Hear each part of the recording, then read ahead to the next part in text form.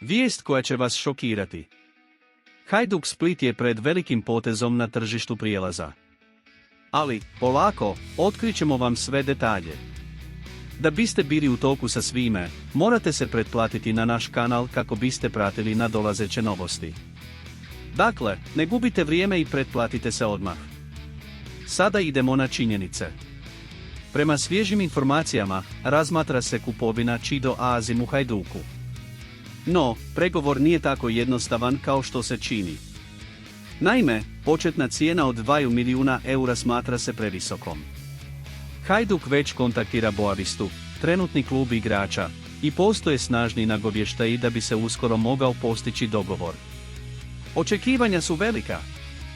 Hajduk već ima ideju o kojoj bi cijeni bilo zanimljivo platiti igrača. Ali pričekajte, usred sve te uzbuđenosti, trebamo vašu podršku. Već sada ostavite svoj like kako ne biste propustili nijednu od sljedećih ekskluzivnih informacija. Želimo sve podijeliti s vama i osigurati da uvijek budete informirani o ovoj nevjerojatnoj transakciji. Vratimo se na temu. Procjene pokazuju da bi iznos od oko milijun eura mogao zadovoljiti obje strane, uz dodatni bonus u slučaju buduće prodaje. A što vi mislite o strategiji Hajduka ulaganja u Aziji? Ne zaboravite se pretplatiti na naš kanal kako biste primili sve ažuriranja i bili u toku s najnovijim vijestima. Jedva čekamo čuti vaše mišljenje.